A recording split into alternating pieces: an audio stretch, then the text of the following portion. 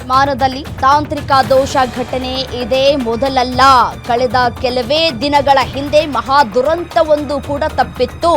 ವಿಮಾನದ ಪೈಲಟ್ನ ಚಾಣಾಕ್ಷತೆಯಿಂದ ಬಹಳ ದೊಡ್ಡ ದುರಂತವೊಂದು ತಪ್ಪಿತ್ತು. ಏರ್ ಇಂಡಿಯಾ 787-8 ಡ್ರೀಮ್ ಲೈನರ್ನಲ್ಲಿ ಜೂನ್ 7ರಂದು ವಿಮಾನ ಆಗಸದಲ್ಲಿ ಇರುವಾಗಲೇ ದೋಷ ಪತ್ತೆಯಾಗಿತ್ತು. ದಿಲ್ಲಿಯಿಂದ ಪ್ಯಾರಿಸ್ ಕಡೆಗೆ ಹೊರಟಿದಂತಹ ವಿಮಾನ ಅದು ಅಂತ ಗೊತ್ತಾಗ್ತಾ ಇದೆ.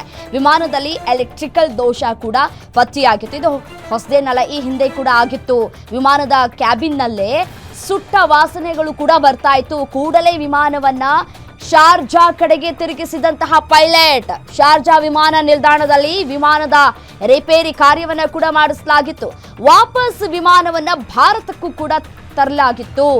ಈ ಮೂಲಕ ದೊಡ್ಡ ಅವಘಡವೊಂದು ಕೂಡ ತಪ್ಪಿತ್ತು. ಈ ಹಿಂದೆ ವಿಮಾನದಲ್ಲಿ ತಾಂತ್ರಿಕ ದೋಷ ಘಟನೆ ಇದೆಯಲ್ಲ, ಇದು ಮೊದಲೇನಲ್ಲ ಅನ್ನೋದು ಗೊತ್ತಾಗ್ತಾ ಇದೆ. ಕಳೆದ ಕೆಲವೇ ದಿನಗಳ ಹಿಂದೆ ಕ್ರ್ಯಾಶ್ ಆಗಬೇಕಾಗಿತ್ತು ಅಂತ ಹೇಳಲಾಗ್ತಾ ಇದೆ. ಮತ್ತೆ ಪೈಲಟ್ಗಳ ಚಾಣಾಕ್ಷತನದಿಂದ ಅವತ್ತು ನಡಿಬೇಕಾಗಿದ್ದಂತಹ ದುರಂತ ತಪ್ಪಿತ್ತು. ಬಟ್ ಆದರೆ ಇವತ್ತು ಆ ದುರಂತವನ್ನು ತಪ್ಪಿಸುವುದಕ್ಕೆ ಸಾಧ್ಯ ಆಗಲೇ ಇಲ್ಲ. ಪೈಲಟ್ ಕೂಡ ಮೇ ಡೇ ಅಂತ ಹೇಳಿ ಕರೆ ಮಾಡಿದ್ದಾರೆ.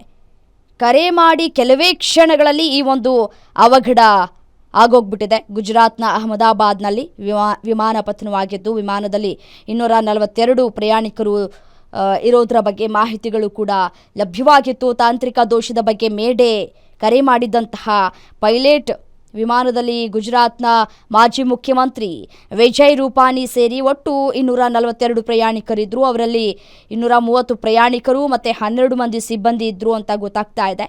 ಮಾಜಿ ಮುಖ್ಯಮಂತ್ರಿಗಳ ಆರೋಗ್ಯ ಸ್ಥಿತಿ ಬಗ್ಗೆ ಸದ್ಯಕ್ಕೆ ಮಾಹಿತಿ ಇನ್ನಷ್ಟೇ ಲಭ್ಯವಾಗಬೇಕಾಗಿದೆ. ವಿಮಾನ ದುರಂತದ ವಿಡಿಯೋ ಗ್ಯಾರಂಟಿ ನ್ಯೂಸ್ಗೆ ಕೂಡ ಲಭ್ಯವಾಗಿತ್ತು. ದೃಶ್ಯದಲ್ಲೂ ಕೂಡ ಗಮನಿಸ್ತಾ ಇದ್ದೀರಿ. ಪತನಗೊಳ್ತಾ ಇದ್ದಂತೆ ದಟ್ಟ ಹೊಗೆ ಆವರಿಸಿದೆ. ಸದ್ಯ ವಿಮಾನ ದುರಂತಕ್ಕೆ ಕಾರಣ ಏನು ಅನ್ನೋದು ಇನ್ನೂ ಕೂಡ ತಿಳಿದು ಬಂದಿಲ್ಲ. ಬಟ್ ಆದರೆ ಕೆಲ ಪೈಲಟ್ಸ್ಗಳು ಹೇಳ್ತಾ ಇರುವ ಪ್ರಕಾರ ಹಕ್ಕಿ ಹೊಡೆದಿರೋದಕ್ಕೆ ಈ ರೀತಿ ಆಗಿರಬಹುದು, ಅಥವಾ ವಿಮಾನನ ಅಥವಾ ಬೇರೆ ವಿಮಾನನ ಹೇಗೆ ಅಂತ ಹೇಳಿ ಒಂದು ಕನ್ಕ್ಲೂಷನ್ಗೆ ಬರುವುದಾದ್ರೆ ಪ್ರಕರಣ ರಮ್ಯ ಏನಂದ್ರೆ ಇದು ಏರ್ ಇಂಡಿಯಾ 787-8 ಡ್ರೀಮ್ ಲೈನರ್ ಅನ್ನೋ ವಿಮಾನ.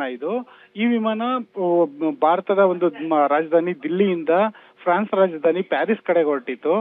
ಈ ಸಂದರ್ಭದಲ್ಲಿ ವಿಮಾನದಲ್ಲಿ ಒಂದು ರೀತಿಯಾದಂತ ಹೊಗೆ ಅಂದ್ರೆ ಸುಟ್ಟ ವಾಸನೆ ಬಂದಿತ್ತು. ಜೊತೆಗೆ ಇದೊಂದು ಎಲೆಕ್ಟ್ರಿಕಲ್ ದೋಷ ಇರ್ಬೋದು ಅಂತ ಹೇಳ್ಬಿಟ್ಟು ಪತ್ತೆ ಹಚ್ಚಿದ ಪೈಲಟ್ ಏನ್ ಮಾಡ್ತಾರೆ, ಕೂಡ್ಲೆ ವಿಮಾನನ ಶಾರ್ಜಾ ಕಡೆ ತಿರುಗಿಸ್ಬಿಟ್ಟು ಶಾರ್ಜಾ ಏರ್ಪೋರ್ಟ್ ಅಲ್ಲಿ ವಿಮಾನವನ್ನ ತುರ್ತು ಲ್ಯಾಂಡಿಂಗ್ ಮಾಡಿ ಅಲ್ಲಿ ಪ್ರಯಾಣಿಕರನ್ನ ಇಳಿಸಿ ಮತ್ತೆ ವಿಮಾನವನ್ನ ಸಂಪೂರ್ಣ ತಪಾಸಣೆ ಮಾಡಿ ಏನೇನು ಸಣ್ಣ ಪುಟ್ಟ ಏನೊಂದು ರಿಪೇರಿ ಕೆಲಸ ಇತ್ತು ಅದನ್ನು ಮುಗಿಸಿ ಮತ್ತೆ ವಿಮಾನವನ್ನ ಭಾರತಕ್ಕೆ ತರಲಾಗಿತ್ತು.